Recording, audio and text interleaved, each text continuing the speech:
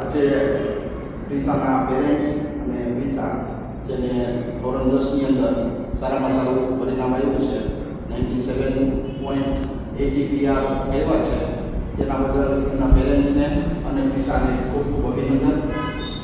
પ્રિસાને આજે અમુક સવાલ પૂછીએ આપણે તો એને આખું વર્ષ કેવી રીતે મહેનત કરી તો આવનારા બાળકોને પણ થોડું ઘણું માર્ગદર્શન મળે અને મહેનત કરી અને આપણે પણ બીજા બાળકો સારા પર્સન્ટેજ લઈ આવે એના માટે એક નાનું એવું ઇન્ટરવ્યૂ ગોઠવેલ છે.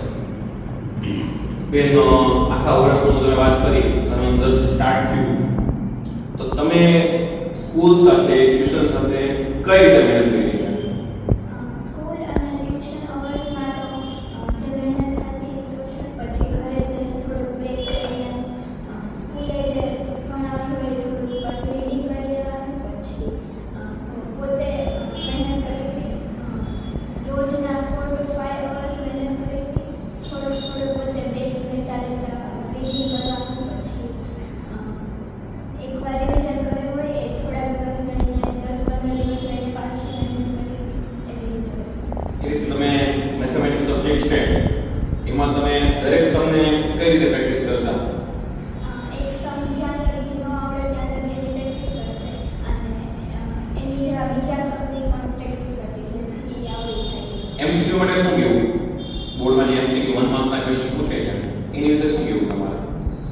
એની માટે તો ચેપ્ટરમાં જેવી રીતે મેથડ આવી હોય એની ઉપરથી જ હોય MCQ, એટલે એની ઉપરથી સોલ્વ કરે તો આવડી જાય. એટલે સાયન્સમાં જે થિયરિકલ પોર્શન છે અને ફિગર વાળો પોર્શન છે એને તમે કેમ ડિરાઈવ કરતા?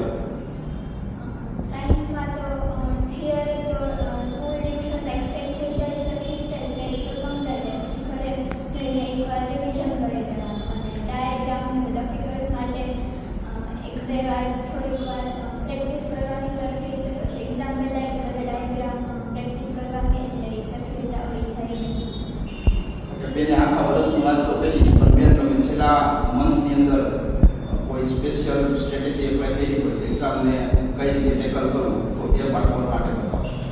લાસ્ટ થોડા મંથ્સમાં તો જે ટોપિક હાર્ડ લાગ્યા હોય, જે સબ્જેક્ટમાં વધારે ટફ હોય એ વધારે પ્રેક્ટિસ કરી હતી, પછી મેથ્સના ફોર્મ્યુલા, પછી ડાયાગ્રામ છે બધા ઉપર વધારે ફોકસ કર્યું એવી રીતે. ઇંગ્લિશ એસએસમાં ઇંગ્લિશ માટે ગ્રામરની શું તૈયારી હતી? ઇંગ્લિશ માટે ગ્રામર માટે બધા ફોર્મ્યુલા આવડી જાય એટલે એ આવડી ગયું, અને એસએસ માટે ચેપ્ટર એક્સપ્લેન થઈ જાય એ સમજાઈ જાય એટલે એની ઉપરથી ક્વેશ્ચન આન્સર. લાસ્ટ મંથમાં પેપર સોલ્યુશનનો શું ભાગ છે?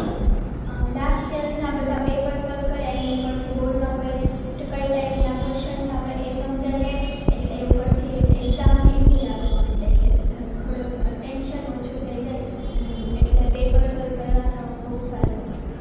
આમાં મમ્મી અને પપ્પા તમારે પ્રિસા બેન વિશે શું કહેવું છે? એની પ્રિપેરેશન વિશે એમાં તમારો શું પાર્ટિશન છે? તમને જે પ્રમાણે યોગ્ય લાગે કે પ્રિસા શું કરતી, તમે શું એનો પાર્ટ લીધો તે જે યોગ્ય લાગે. વિષય આ બોર્ડની એક્ઝામમાં ઘણી મહેનત કરી અને જ્યારે થોડીક